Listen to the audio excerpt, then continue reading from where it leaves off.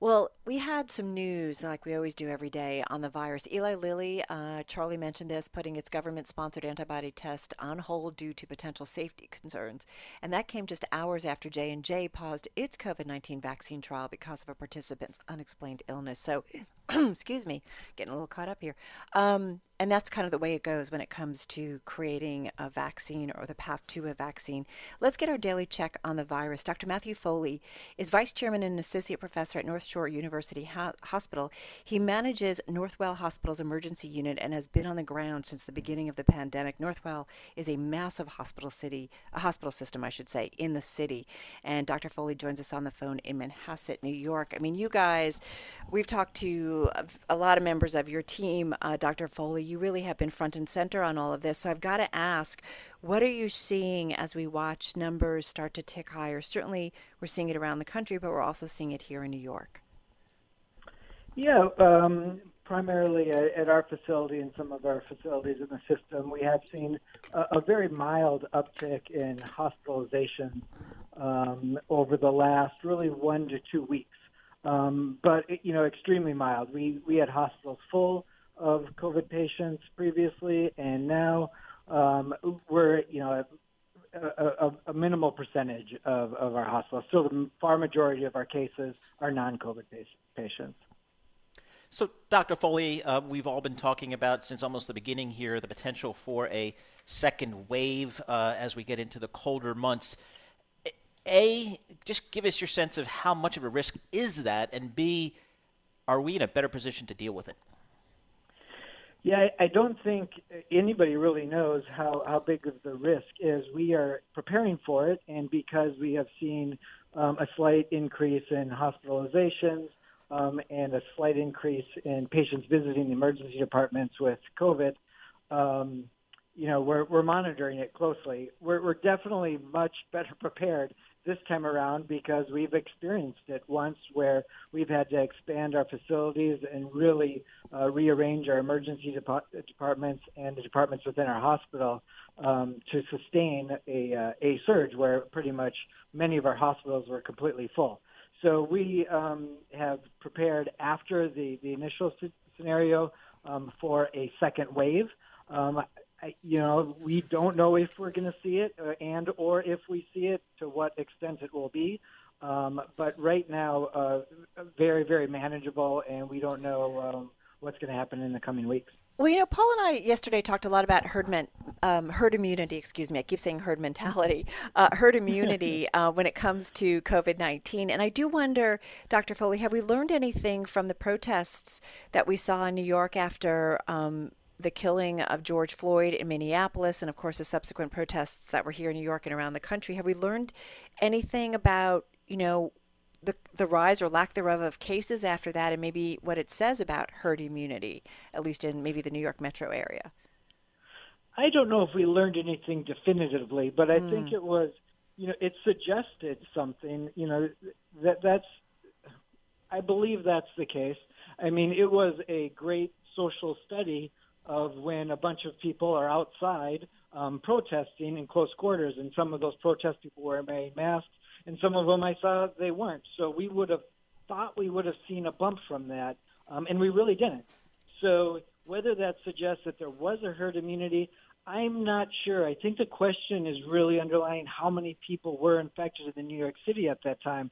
At the beginning, we knew the mortalities that were going on, but we had very limited testing. So we didn't get a prevalence in the New York City area. What, not seeing a bump after the protest suggests that, yeah, maybe it's quite possible. There was a lot more people infected than we thought there were, and there might be a herd immunity. There's also a question among the experts, how many people actually need to be infected, or what percentage of the population to get that herd immunity. So there's a couple of variables out there that we're not sure of, but I think you're right. I think that showed us something. I just don't know what it definitively says. Hey, Dr. Foley, I see President Trump at these rallies, mostly in states that have loose or laxer laws as it relates to social distancing and masks. How risky is that behavior? It just looks like it's a recipe for disaster. Not to mention a lot of football games I noticed. There are a lot of people in the stands at some of those college games. Yeah, I work in a hospital, and I work with our infectious control people, and that's really not my wheelhouse.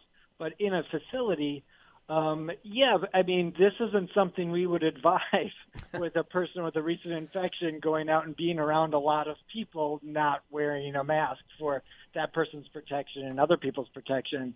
I'm probably going one step further. We saw, in the news, how many people in the president's surroundings that were infected and confirmed infected. We don't know the people that might have been infected that we don't know.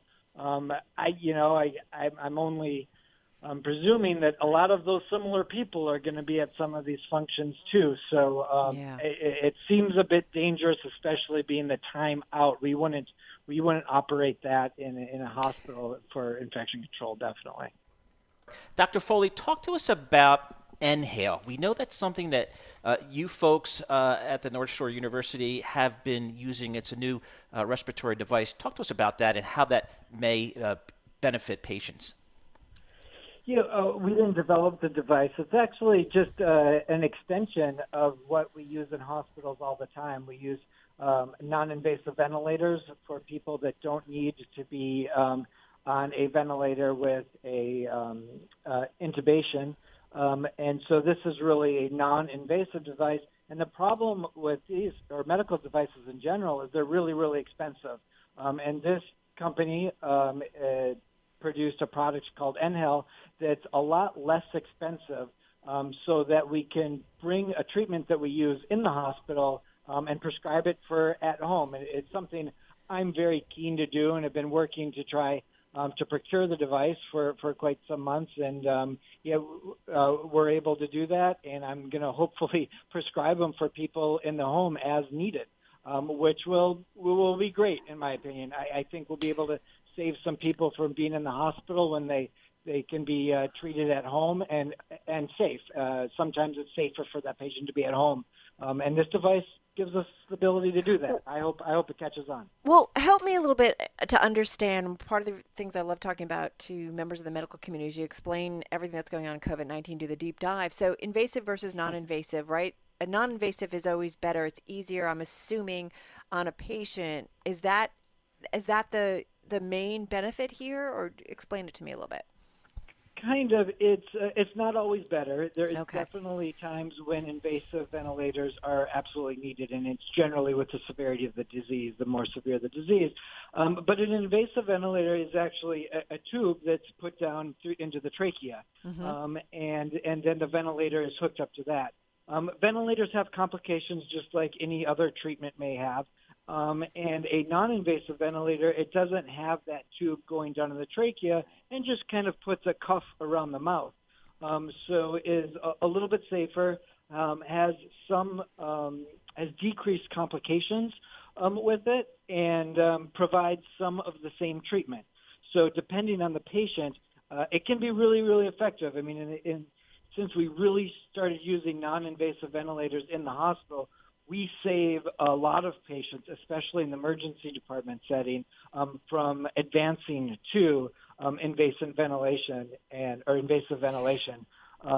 decreasing a lot of the harms from that. But, at times, you definitely need that too. So is this something that improves the outcome ultimately of patients, of COVID-19 patients? That is a great question.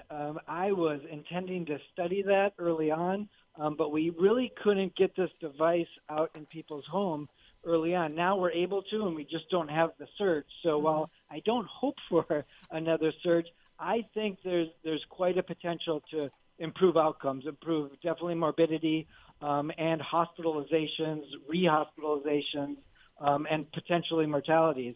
That's my prediction, but I really don't have any evidence of that yet. Other countries have used it much more than we have, but not necessarily at home because it just hasn't been cost effective to do it. It's such a costly device, which this company has made, in which we can now move into the homes with it. Dr. Foley, just real quickly before we let you go, how is your team doing? The frontline workers there, they've sacrificed so much. They're put in such tremendous efforts. How are they doing? I think very well. Everybody here really appreciates everybody's thanks, and likes to be leaned on when needed and likes to be that source. Also a bit nervous. We don't know what's going to happen in the next coming months. We're here to serve and care for people, but also hopeful that we don't see the increase in the surge that we had in the spring.